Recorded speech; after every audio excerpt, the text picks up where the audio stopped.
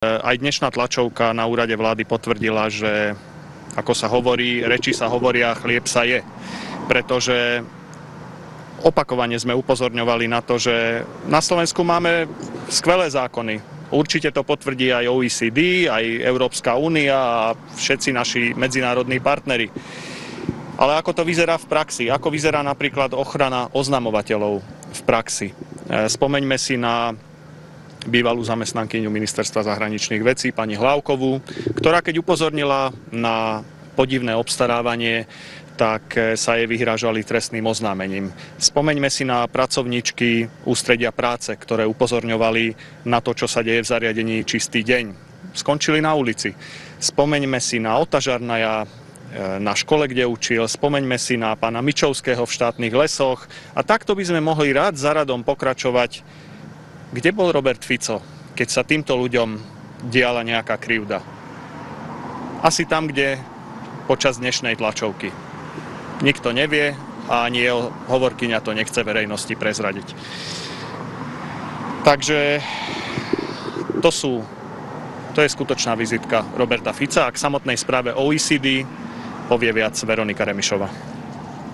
Ďakujem. Pán Kovařík, ktorý zastupoval pána Fica, sa teda chválil tým, že akú máme dobrú legislatívu v oblasti boja proti korupcii.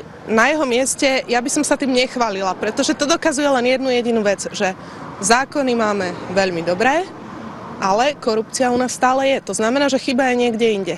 Kde je tá chyba? V ministroch a ich podriadených tejto vlády.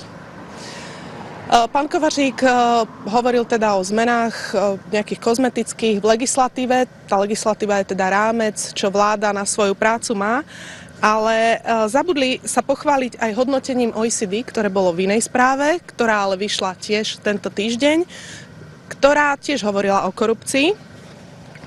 A toto je graf z tej správy. Efektivita práce vlády Roberta Fica, je to efektivita verejných inštitúcií na Slovensku a vidíte, že Slovensko je zo všetkých skúmaných krajín na poslednom mieste. OECD združuje najvyspelejšie krajiny sveta. Čiže Slovensko je na poslednom mieste a OECD v tejto správe nám vyčíta ešte aj toto, budem ich citovať. Čiže rebríček vypovedá o tom, ako fungujú naše úrady, naše súdy, naša polícia, naša prokuratúra. Od roku 2007 sme sa nezlepšili ani o jednu priečku. Od roku 2007 sme stále na poslednom mieste. OECD nás upozorňuje, že verejná správa je zle manažovaná, súdy by sa mali zlepšiť, vyčíta nám nedotknuteľnosť a nízke sankcie pre páchateľov korupcie, ako aj to, že kauzy, ktoré siahajú na vysoké miesta, sa často vôbec nedostanú pred súd.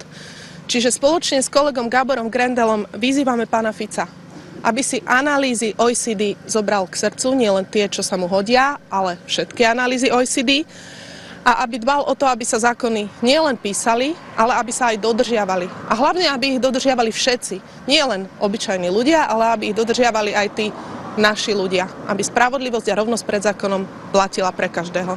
Ďakujem.